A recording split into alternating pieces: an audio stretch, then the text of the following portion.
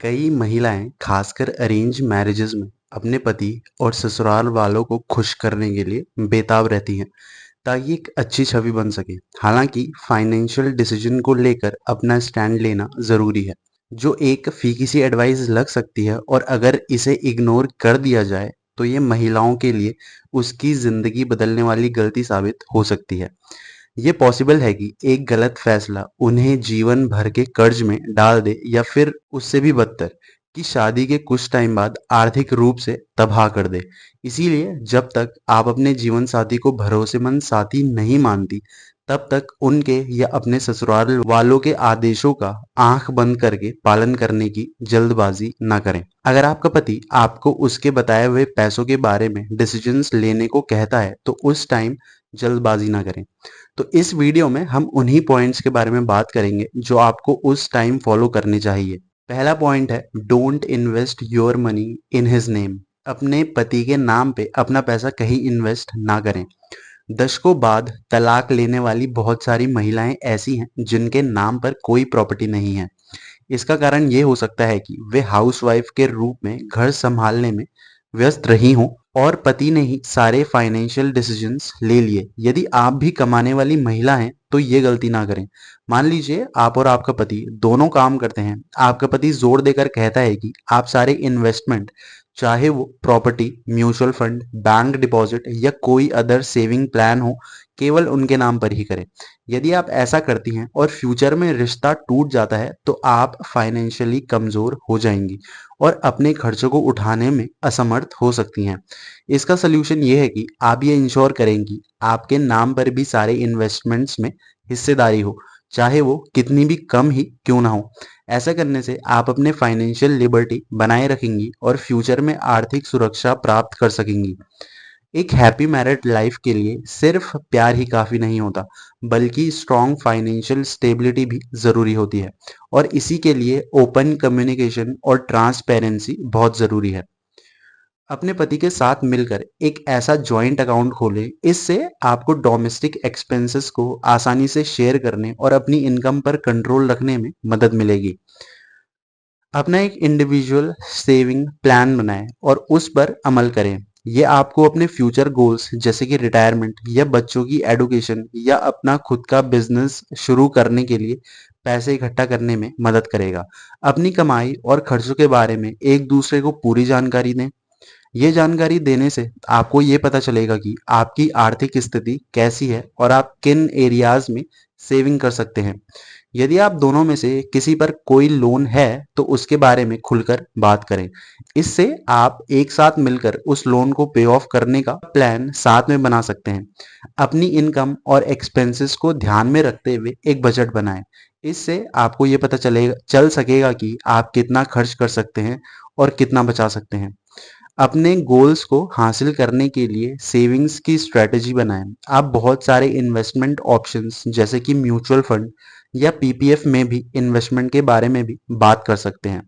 Insurance plans के बारे में चर्चा करें ताकि अनएक्सपेक्टेड घटनाओं से होने वाले फाइनेंशियल नुकसान से बचा जा सके। और हमेशा याद रखें कि शादी एक साझेदारी है और फाइनेंशियल डिसीजन भी समान रूप से लिए जाने चाहिए। नेक्स्ट और दूसरा पॉइंट है don't take a loan for him in your name. उसके लिए अपने नाम पर कर्ज मत लीजिए।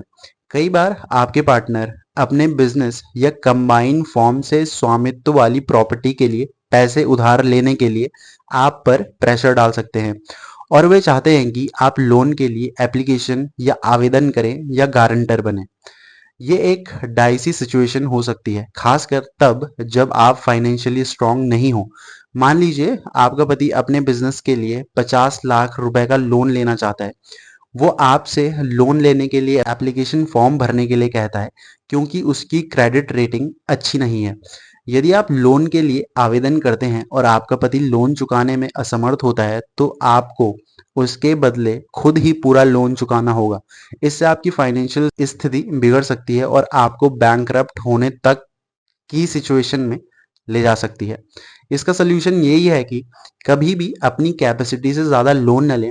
लोन लेने से पहले इंश्योर करें कि आप लोन चुकाने के लिए कमिटेड हैं और यदि आप ऐसा करने में असमर्थ होते हैं तो इसके परिणामों को, इसके रेपुकेशंस को आपको ही झेलना होगा। यदि आपका पार्टनर या कोई अन्य व्यक्ति, दूसरा व्यक्ति आपको किसी लोन के लिए गारंटर बनने के लिए कहता है, तो एग्री होने से पहले सावधानी से सोचें। यदि लोन चुकाया नहीं जाता तो आपको पूरा लोन चुकाना पड़ सकता है। यदि आप कंबाइंड रूप से स्वामित्व वाली प्रॉपर्टी के लिए लोन ले रहे हैं, तो इंश्योर करें कि आप प्रॉपर्टी के मालिकाना हक और लोन चुकाने की जिम्मेदारी के बारे में स्पष्ट समझौता करते हैं। यदि आपको फाइनेंशियल लेन देन के बारे में ज़्यादा आइडिया नहीं है, तो किसी भी डॉक्यूमेंट पर साइन करने से पहले उसे ध्यान से पढ़ें। इंश्योर करें कि आप समझते हैं कि आप क्या साइन कर रहे हैं और इससे आपके लिए क्या इम्प्लीकेशंस हो सकती हैं। और हमेशा याद रखें कि फाइनेंशियल डिसीजन लेते टाइम हमेशा सतर्क रहें, खासकर जब आपके पार्टनर या किसी दूसरे इंसान का पैसा शामिल हो। कई बार आपके पार्टनर आपको इमोशनल प्रेशर डालकर आपसे लोन लेने या गारंटर बनने के लिए कह सकते हैं। वे आपको शर्मिंदा कर सकते हैं या आपको दोषी महसूस करा सकते हैं। ऐसी सिचुएशन में शांत रहें और भावनाओं में बहकर कोई डिसीजन ना लें। लोन लेने के अलावा अपने पार्टनर के साथ ऑप्शनल सॉल्यूशंस पर भी विचार करें। वे अपने खर्चों में कटौती कर सकते हैं, बचत कर सकते हैं या अदर इनकम सोर्स ढूंढ सकते हैं। इस सिचुएशन में रिटर्न एग्रीमेंट करना एक अच्छा विचार है। एग्रीमेंट में लोन की amount, interest rate, repayment period और जिम्मेदारियों का क्लियरली मेंशन होना चाहिए। नेक्स्ट और थर्ड पॉइंट है, don't liquidate your pre wedding assets. अपनी शादी से पहले अपनी कोई भी प्रॉपर्टी ना बेचें। कुछ महिलाएं शादी के बाद अपनी शादी से पहले की प्रॉपर्टी जैसे कि घर, जमीन या सेविंग अकाउंट को बेचने के लिए राजी हो जाती हैं। ये गलत डिसीजन हो सकता है, खासकर अगर आप अपने पार्टनर पर पूरी तरह से भरोसा नहीं करती हैं या आपके पास पर्याप्त फाइनेंशियल प्रोटेक्शन नहीं है। मान लीजिए आप शादी से पहले 10 साल तक काम करके 10 लाख रुपए बचाती हैं। शादी के बाद आपका पति आपसे इस पैसे से एक नया घर खरीदने के लिए कहता है, तो वो आपको ये भी भरोसा दिलाता है कि घर का नाम दोनों के नाम पर होगा। यदि आप सहमत होकर अपनी प्रॉपर्टी बेच देती हैं और बाद में कुछ सालों बाद आपका रिश्ता खराब हो जाता है, गॉड फॉरबिड, और तलाक हो जाता है, तो आपका उस घर में कोई अधिकार नहीं रह जाएगा। अपनी प्रॉपर्टी को बेचने के लिए बिल्कुल तैयार ना हो, भले ही आपका पार्टनर आपसे कितना भी कह ले। यह आपकी फाइनेंशियल लिबर्टी और सुरक्षा बनाए रखने में मदद करेगा। अपनी प्रॉपर्टी को फ्यूचर में होने वाली किसी भी अनएक्सपेक्टेड इवेंट के लिए सुरक्षित रखें। यह आपको फाइनेंशियली रूप से स्ट्रांग बनाएगा और आपको किसी पर भी डिपेंडेंट रहने से बचाएगा। शादी के तुरंत बाद जॉइंट प्रॉपर्टी बनाने की जल्दबाजी न करें। अपने पार्टनर को अच्छी तरह से जानें और उन पर भरोसा करने के बाद ही जॉइंट प्रॉपर्टी बनाने के बारे में सोचें। अपने पार्टनर से अपनी भावनाओं और चिंताओं के बारे में खुलकर बात करें। उन्हें बताएं कि आप अपनी प्रॉपर्टी को क्यों नहीं बेचना चाहते और आप किन चीज़ों से चिंतित हैं। और सबसे ज़रूरी बात, जब आपको कुछ समझ ना आए या फिर आपका पार्टनर आपको इमोशनल ब्लैकमेल करे, तो अपनी अंतरात्मा की आवाज़ सुने। यदि आपको लगता है कि प्रॉपर्टी बेचना आपके लिए सही डिसीजन नहीं है, तो ऐसा ना करें। यदि आप अपनी प्रॉपर्टी के बारे में कोई डिसीजन लेने में, किसी भी डिसीजन को लेने में कंफ्यूज हो रहे हो, तो वकील से सलाह लें। वे आपको आपके अधिकारों और दूसरे ऑप्शंस को समझने में मदद कर सकते हैं। नेक्स्ट और फोर्थ पॉइंट है, डोंट कीप स्त्री धन विद हिज फैमिली। अपने स्त्री धन को उसके परिवार के पास ना रखें। स्त्री धन एक महिला का अधिकार है, दान नहीं। शादी के टाइम या उसके बाद महिला को जो भी धन, संपत्ति या गहने मिलते हैं, वो सब उसका स्त्री धन होता है। ये इंपॉर्टेंट है कि महिला अपने स्त्री धन को अपने पति या ससुराल वालों के पास न रखें। ऐसा करने के कई कारण हैं। पहला, कंट्रोल। यदि आप अपने स्त्री धन को अपने पास रखती हैं, तो आप उस पर पूरा कंट्रोल रखती हैं। आप इसका इस्तेमाल अपनी इच्छा अनुसार कर सकती हैं, चाहे वो अपनी ज़रूरतों को पूरा करने के लिए हो, इन्वेस्ट करने के लिए हो या अपनी पसंद की चीज़ें खरीदने के लिए हो। दूसरा, सिक्योरिटी। यदि आप अपने स्त्री धन को अपने पति या ससुराल वालों के पास रखती हैं, तो इसके खोने या चोरी होने का खतरा होता है। यहाँ तक कि अगर ऐसा नहीं होता है, तो वे आपके स्त्री धन का इस्तेमाल अपनी इच्छा अनुसार कर सकते हैं, आपकी सहमति के बिना भी। थर्ड है सेल्फ रिलायंस। अपने स्त्री धन को अपने पास रखने से आपको आर्थिक रूप से आत्मनिर्भर बनने में मदद मिलती है। यह आपको आत्मविश्वास देता है और आपको अपने पैरों पर खड़े होने में मदद करता है। चौथा, resource in case of differences. यदि आपके और आपके पति या ससुराल वालों के बीच मतभेद होते हैं तो आप अपने स्त्री धन का यूज अपनी देखभाल करने और अपने पैरों पर खड़े होने के लिए कर सकती हैं। पांचवा, हेल्दी रिलेशन। जब आप अपने स्त्री धन को अपने पास रखती हैं तो ये आपके और आपके पति के बीच समानता और विश्वास को बढ़ावा देता है। ये दर्शाता है कि आप आर्थिक रूप से स्वतंत्र हैं और आप अपने जीवन पर नियंत्रण रखती हैं। छठवां, speak openly about your property. अपनी प्रॉपर्टी के बारे में अपने पति और परिवार से खुलकर बात करें। उन्हें बताएं कि आप इसे अपने पास रखना चाहती हैं और आप इसका इस्तेमाल कैसे करना चाहती हैं। यदि वे समर्थन नहीं करते हैं तो आप महिला सशक्तिकरण संगठनों या कानूनी सहायता समूह से मदद ले सकती हैं। मान लीजिए रीना और रणवीर की शादी हो गई है। शादी के बाद रीना के माता पिता ने उसे सोने के गहने और 10 लाख का दहेज दिया है। रीना ने सारे गहने अपने ससुराल वालों की तिजोरी में रख दिए हैं और 10 लाख रणवीर के बैंक खाते में जमा कर दिए हैं। कुछ सालों बाद रीना और रणवीर के बीच लड़ाई हो जाती है और वे अलग होने का फैसला करते हैं। रीना को अपने स्त्री धन वापस पाने में अब बहुत परेशानी होती है। रणवीर और उसके परिवार का कहना है कि उन्होंने गहने और पैसे खर्च कर दिए हैं। अब क्या? अगर रीना ने अपने स्त्री धन को अपने पास रखा होता तो इस सिचुएशन में वो बहुत अच्छी सिचुएशन में होती। वो अपने गहनों को बेच सकती थी और पैसे का इस्तेमाल अपनी देखभाल करने और नई लाइफ की शुरुआत करने के लिए कर सकती थी। अब सवाल आता है कि अपने स्त्री धन को आप कैसे रख सकती हैं?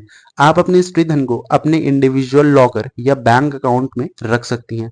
आप इसे अपने माता पिता या किसी भरोसेमंद व्यक्ति के पास रख सकती हैं। आप अपने स्त्री धन को इन्वेस्ट कर सकती हैं, जैसे कि सोने में, म्यूचुअल फंड में या फिक्स्ड डिपॉजिट में।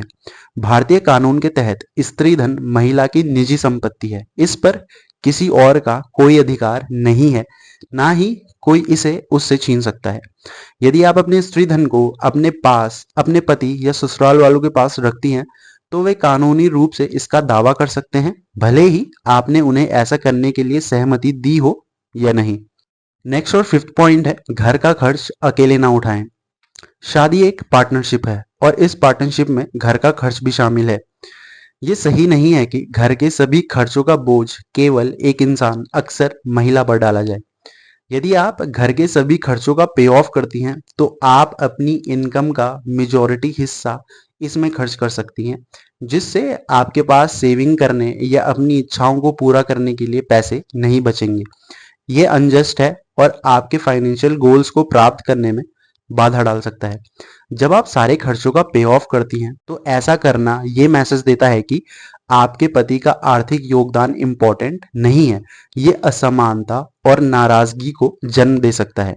यदि आप आर्थिक रूप से डिपेंडेंट हैं तो आपके पास रिश्ते में कम बार्गेनिंग पावर हो सकती है। आपको ऐसा महसूस हो सकता है कि आपके पास कोई ऑप्शन नहीं है और आपको वही करना पड़ता है जो आपके पति चाहते हैं।